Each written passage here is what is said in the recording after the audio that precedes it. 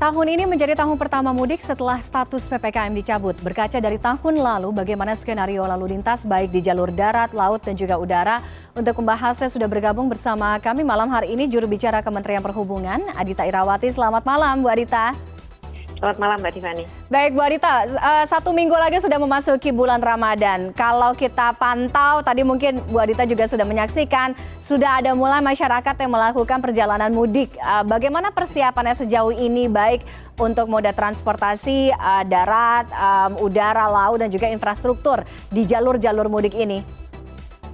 Baik, untuk persiapan mudik, kami sebenarnya sudah melakukan persiapan ini sejak beberapa bulan yang lalu ya, Mbak. Dan kebetulan juga Natal Tahun Baru menuju ke mudik ini juga tidak terlalu panjang waktunya.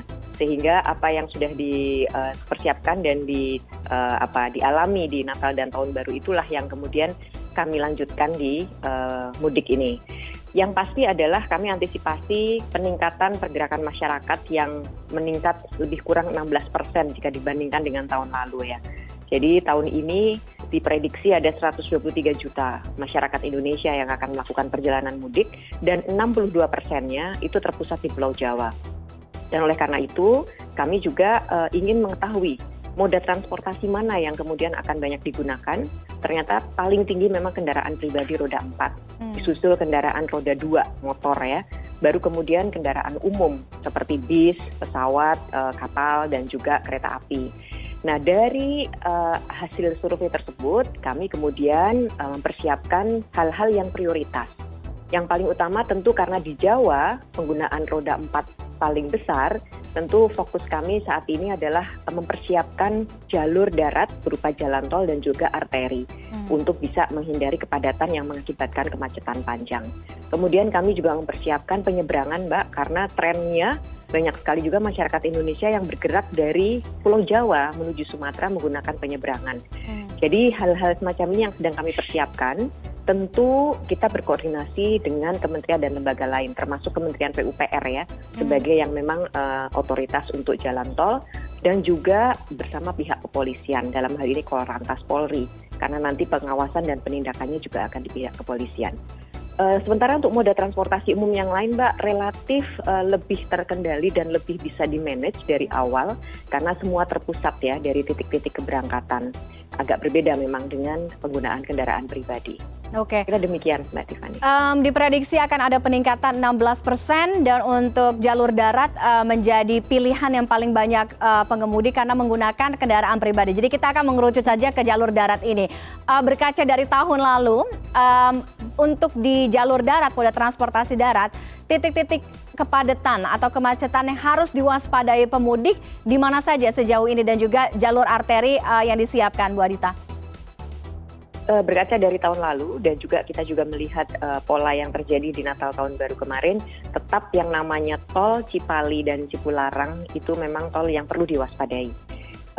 Di sini akan terjadi kepadatan yang luar biasa, diprediksi terjadi kepadatan luar biasa karena semua jalur menuju ke timur, baik itu ke Jawa Tengah, Jawa Timur, daerah istimewa Yogyakarta akan melalui tol ini.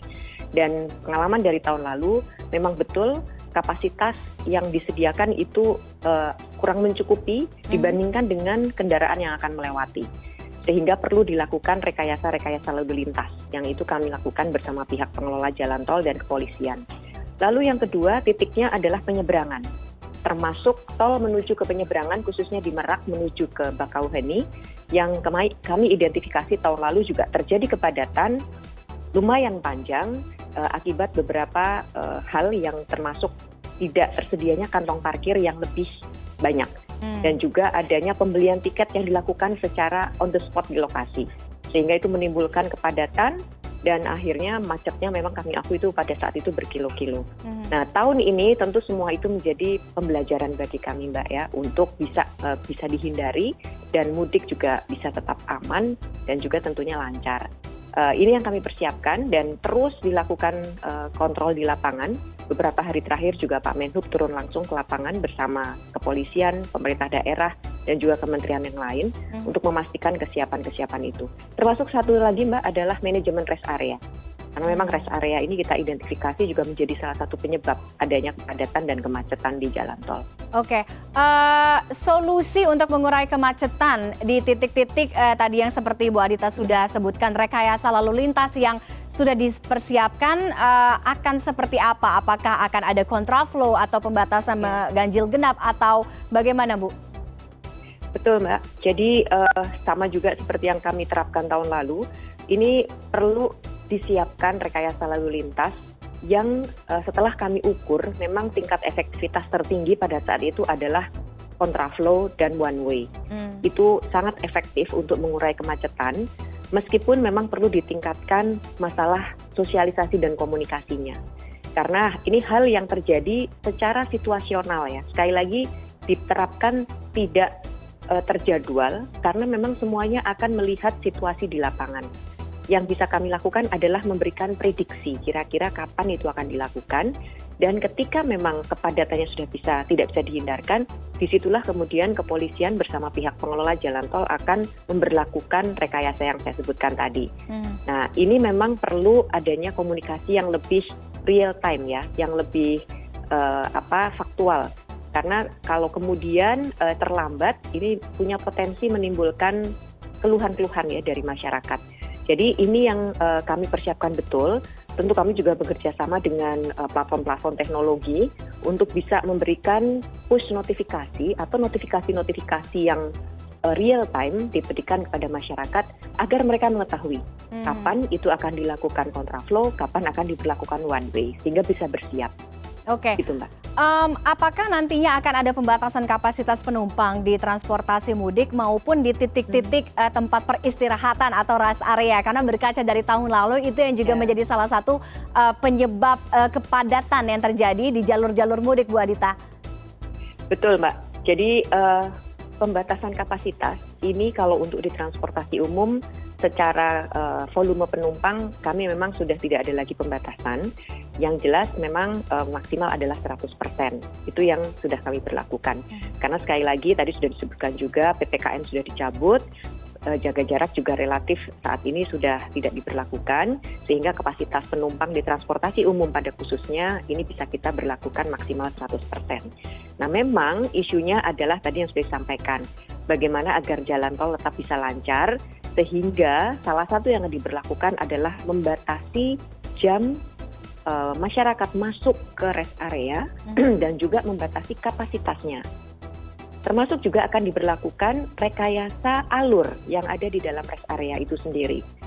Kami mengidentifikasi tahun lalu ketika kendaraan-kendaraan masuk ke rest area itu tidak cukup panjang alurnya sehingga menimbulkan kepadatan yang akhirnya memenuhi di sisi-sisi jalan tol. Nah, tahun ini kami akan merekayasa sehingga alur di dalam rest area akan jadi cukup lebih panjang sehingga tidak memberikan kesempatan adanya tumpahan mobil sampai ke ruas-ruas jalan tol. Dan memang ada beberapa diskusi, kami melihat maksimal para pemudik ini boleh istirahat di rest area lebih kurang 30 menit. Tapi ini tentu memang pelaksanaannya tidak mudah ya. Kita perlu bekerja sama dan kesadaran dari masyarakat sendiri juga kita harapkan bisa sama-sama membuat rest area lebih lancar. Oke, untuk menjaga kondusivitas itu tadi ya. Terakhir Bu Adita, prediksi pergerakan kendaraan dan puncak arus mudik Lebaran pada tahun ini kapan? Ini juga menjadi imbauan bagi para pemudik atau masyarakat yang akan melakukan perjalanan pulang kampung. Ya Mbak, jadi kalau dilihat memang sebenarnya dari pemerintah sudah memberlakukan yang tanggal-tanggal cuti bersama ya. Dari hasil survei kami memprediksi bahwa masyarakat ini memang ingin pulang atau mudik itu paling banyak itu terjadi justru di H-1. Ya, ini memang sepertinya kecenderungan masyarakat kita ya untuk bisa pulang lebih mepet, nantinya mudiknya atau liburnya bisa lebih lama. Nah, ini sebenarnya bisa menjadi satu hal yang cukup menantang ya, karena nantinya semua orang bisa saja pulang di hari yang sama pada jam-jam yang bersamaan, dan ini bisa diprediksi akan terjadi kemacetan di jalan tol. Nah, sekali lagi saat ini kami sedang mengusulkan agar nantinya cuti bersamanya bisa agak lebih diajukan agar jam keberangkatan atau hari keberangkatan itu terurai, tidak menumpuk di satu tanggal. Dan tentunya kami juga melakukan komunikasi dan sosialisasi, kampanye-kampanye kepada masyarakat untuk bisa memilih waktu mudik lebih bijak gitu. Sekali lagi, tahun ini kami sudah umumkan yang akan mudik sangat banyak dan kemungkinan akan menumpuk di satu tanggal tertentu. Nah, kalau masyarakat tidak ingin terjebak dalam kemacetan dan nyaman dalam melakukan perjalanan, ya sebaiknya bisa memilih waktu yang lebih pas gitu. Dan tentu ini juga perlu didukung juga tadi dengan tanggal atau hari cuti bersama yang lebih terurai. Nah, ini yang sedang kami juga ajukan kepada Kementerian PMK untuk bisa mengakomodir hal tersebut. Oke, kelancaran arus mudik pulang kampung tidak hanya perihal infrastruktur, kemudian kesiapan jalur, tapi juga kesadaran dari masyarakat untuk bisa menjaga semuanya tertib dan juga lancar ya. Terima kasih Ibu Adita Irawati, juru bicara Kementerian Perhubungan sudah bergabung dengan CNN Indonesia Connected malam hari ini. Selamat malam, sehat selalu. Selamat malam, terima kasih.